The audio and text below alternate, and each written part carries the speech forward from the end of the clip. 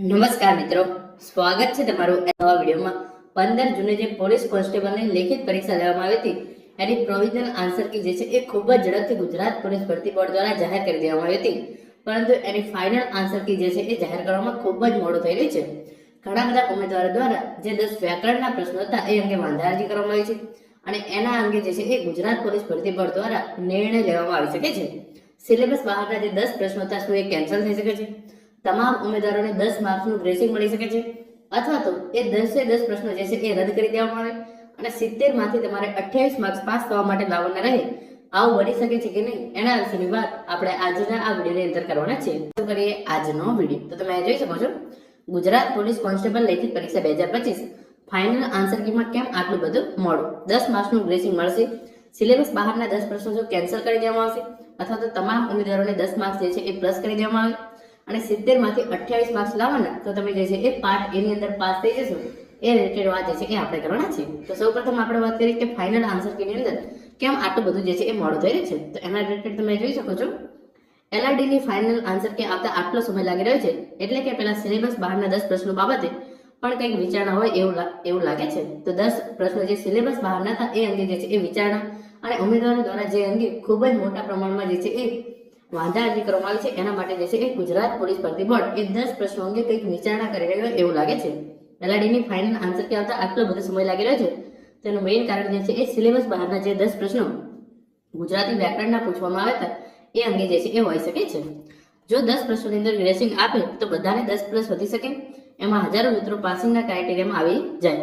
જો 10 પ્રશ્નોની અંદર ગ્રેસિંગ આપી દેવામાં આવે તો તમામ ઉમેદવારો જે પણ 10 પ્રશ્નો છે એની અંદર તમામ ઉમેદવારોના 10 માર્ક્સ જે છે એ વધી જાય. તો જે ઉમેદવારો જે છે એ પાર્ટ એ ની અંદર પાસ નથી થઈ રહ્યા એ તમામ ઉમેદવારો જે છે એ પાર્ટ એ ની અંદર પાસ થઈ શકે અને હજારો ઉમેદવારો જે છે એ પાસિંગના ક્રાઇટેરિયાની અંદર આવી જાય. પરંતુ એનાથી એ ના કહી શકાય કે તમે પાસિંગનો જે છે એ ક્રાઇટેરિયા એની અંદર આવી જશો, પરંતુ ફાઇનલ કટ ઓફ ની અંદર આવશો કે નહીં. કારણ કે અત્યારે જે ઉમેદવારો છે, ફોર એક્ઝામ્પલ તમારે પાર્ટ એ છે એની અંદર 28 માર્ક્સ થઈ રહ્યા છે અને તમને 10 માર્ક્સનું ગ્રેસિંગ આપી દેવામાં આવે તો તમારે પાર્ટ એ ની અંદર 38 માર્ક્સ થઈ જાય તો તમે પાર્ટ એ ની અંદર પાસ થઈ જાય, અને પાર્ટ બી ની અંદર તમારા સારા માર્ક્સ હોય તો તમે પાર્ટ બી ની અંદર ઓલરેડી પાસ થશો.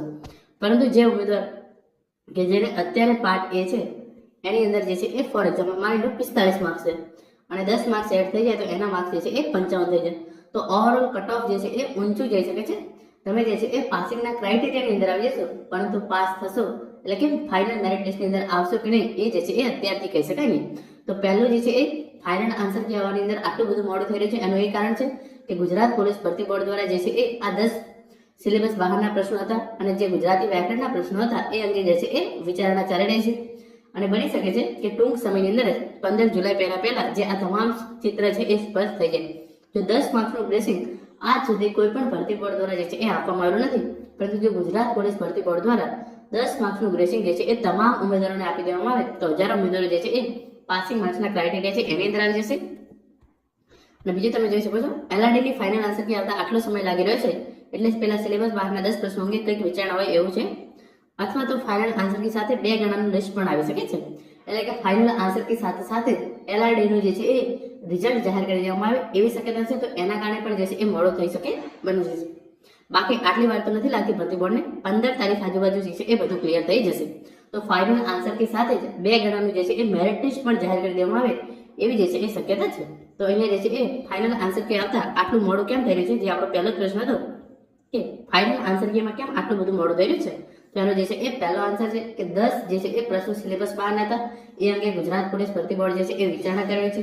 એની અંદર જે છે એ ઉમેદવારોને ગ્રેસિંગ આપવું, એ તમામ 10 પ્રશ્નો જે છે એ કેન્સલ કરી દેવા અને 70 માંથી જે છે એ 28 માર્ક્સ લાવી અને ઉમેદવારોને જે છે એ 40% પાસિંગનો ક્રાઇટેરિયા હતો તો 70 માર્ક્સનું પેપર માની અને એમાંથી જે છે એ તમારે 28 માર્ક્સ પાસિંગ માર્ક્સ લાવવાના રહે એ રીતે પણ જે છે એ વિચારવામાં આવી શકે છે. અને બીજું જે છે એ ફાઇનલ આન્સર કી સાથે સાથે 2 ગણાનું મેરિટ લિસ્ટ છે એ પણ જાહેર કરી દેવામાં આવે એવી શક્યતાઓ છે. તો આ તમામ કારણોને લીધે જે છે એ ફાઇનલ આન્સર કીની અંદર જે છે એ આટલું મોડું થયું છે.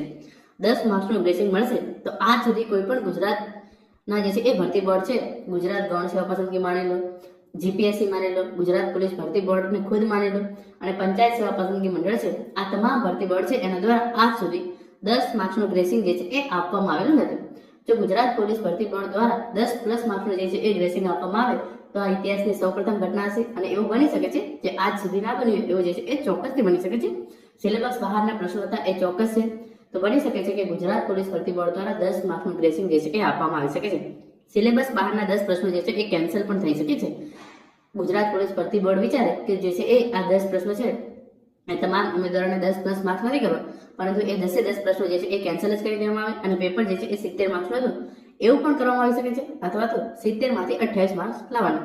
જો સિલેબસ બહારના જે આ 10 પ્રશ્નો હતા એને કેન્સલ કરી દેવામાં આવે છે, તમારું પેપર જે છે એ 190 માર્ક્સનું થઈ જાય. પાર્ટ એ જે છે 70, પાર્ટ બી 120, 190 માર્ક્સનું પેપર. તો તમારે પાર્ટ બી ની અંદર જે છે એ 48 માર્ક્સ લાવવાના હતા એના એ જ રહે, પરંતુ પાર્ટ એ ની અંદર તમે જો 70 માંથી 28 માર્ક્સ લાવો તો તમે જે છે એ પાસ થઈ જાવ એવું જે છે એ બની શકે છે. આ તમામ જે છે એ અત્યારે ધારણાઓ છે, કારણ કે ફાઇનલ આન્સર કે આવવામાં મોડું થયેલું છે. એ પ્રમાણે ગુજરાત પોલીસ ભરતી બોર્ડ દ્વારા જે છે એ કોઈ પણ અધિકૃત માહિતી જે છે એ હજુ સુધી આપવામાં આવી નથી કે ફાઇનલ આન્સર કે આવવામાં કેમ આટલું બધું મોડું થઈ રહ્યું છે, 10 માર્ક્સનું ગ્રેસિંગ મળશે કે નહીં, સિલેબસ બહારના 10 પ્રશ્નો જે છે એ કેન્સલ કરવામાં આવશે અને 70 માંથી 28 માર્ક્સ લાવવાના રહેશે કે નહીં.